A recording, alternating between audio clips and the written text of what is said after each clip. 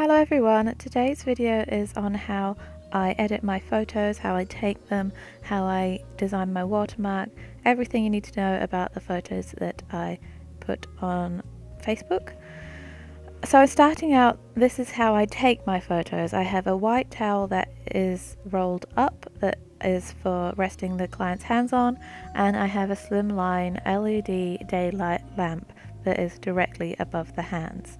There are two positions that I like to have for taking photos. This is not one of them. I do not like the hands relaxed. I prefer the hands to be nice and stiff-fingered, fingers close together, not wide apart. I also don't like the fingers to be overlapping in this wide stance because it makes it difficult to crop, because I do like a square photo, so I like them to be on top of each other like so, or to the side. It doesn't matter if the top hand is covering the bottom nails a little bit, because generally the designs are the same on both hands. So only really if you've got a different design on each hand do you really need to be aware of that. Don't forget that you can grab your client's hands to put them into the position that you like.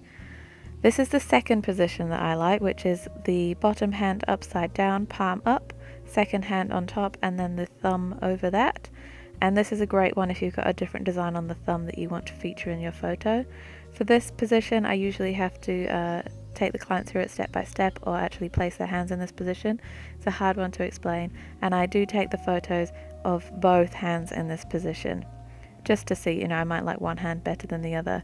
I will take anywhere from like 5, 10, 15 photos of each set of nails, from high angles, low angles, to the left, to the right, moving the light around, just trying to take as many photos as possible so that when it gets to the editing stage, I'm not bummed out because one's out of focus or the glitter doesn't look good or whatever.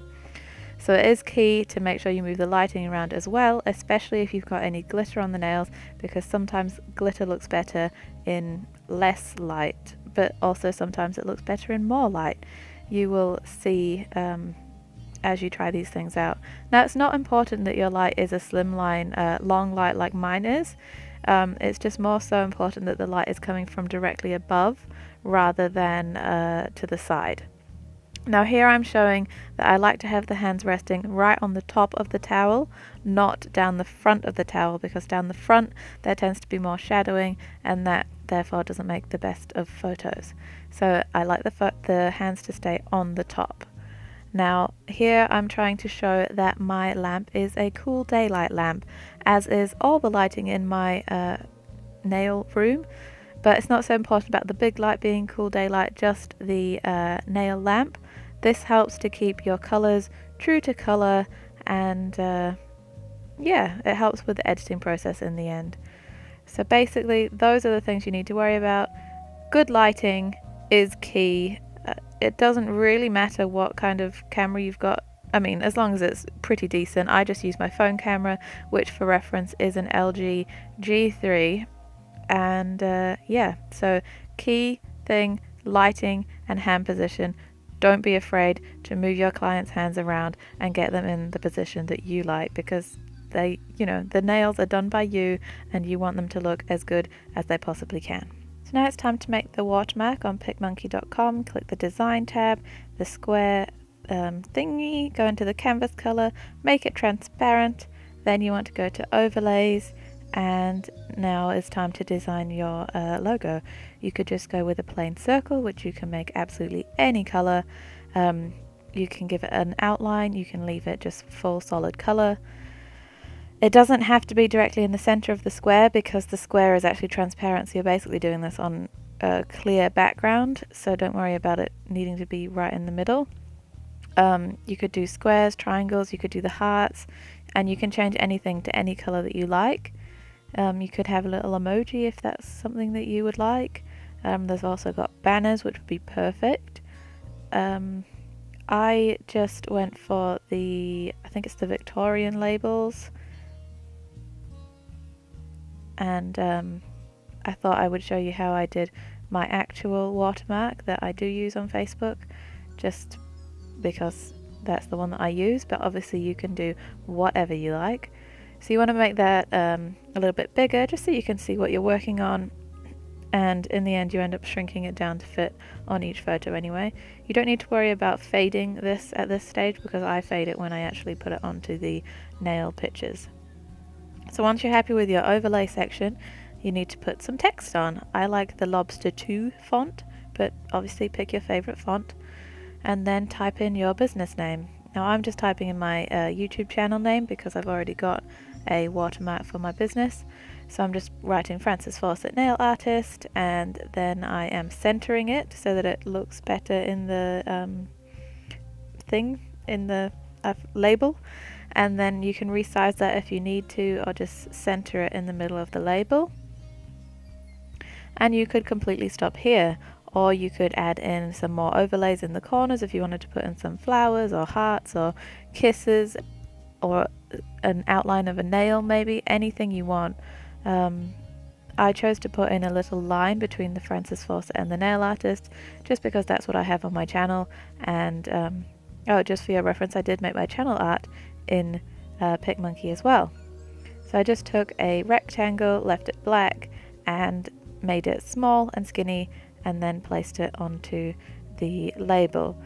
I will at this point say that it is a little bit laggy because I am recording this and doing this. My computer's not the fastest of things, so it was a little bit laggy for me, which is why I'm having such trouble getting this line into place. But I promise, when you're not recording yourself doing this, it is much smoother. Once you're happy with that, if you are adding the line, you don't have to, then it's time to save the design. You have so many different options you could do for that, for the actual designing a watermark, and you'll probably just want to play around for a little while until you find something that you like. Then you're going to want to give it a name and save it as a PNG. Saved it to my computer.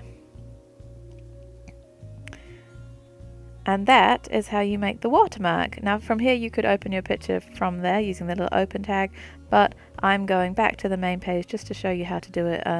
You know, when you go onto the, you're not going to be creating the watermark every day, so this is how you get to the editing part from just the main page. You want to click edit from your computer and look through your nail photos. You can see here that I have multiple photos of different sets of nails, and I just look through and go, oh, that one looks good, and I pick that one to edit. Sometimes I pick a bad one and I go back and pick out another one, but this time I did pretty good at picking one. You could pre-look at your photos if you want to and decide which one you want to edit. So I like square pictures because that makes it easy for me to transfer my photos from Facebook to Instagram. But if you prefer oblong or rectangle photo, then you can crop it rectangle. But I like to crop it in nice and close, make sure all of the fingernails are in there. Then I do the exposure. I just do auto exposure, and I do the colors, which I use the neutral picker to pick an area of the towel that is white, and that sorts out my colors. Then this is an optional step. I go in and soften the entire photo 50-50 on the softness and the fade, and then I take my brush and unsoften the fingernails and cuticle area. I started doing this step because a lot of my clients complained that they had wrinkly hands, or you know, they weren't happy with their fingers, so I just started softening their fingers. And I think it also makes the nails pop because the nails are nice and shiny and crisp, whereas the fingers are a little bit fuzzy.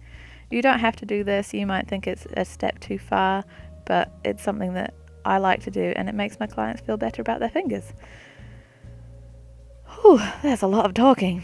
So then you go to the overlay tab again, and you are going to do your own overlay and add in the logo that you just made previously in the previous section of the video. You can see it's quite large, so just shrink that down to fit wherever you want it. Often I'll put it between the two hands, but there isn't enough room in this set, so I popped it up the top there. And I like to fade it to 30%, but you can choose how opaque you want it. And that is pretty much it. So there are a lot of optional steps in this. You don't have to do the fade, you don't have to do the color correction if you don't want to, and you can just basically eyeball the exposure and the color correction.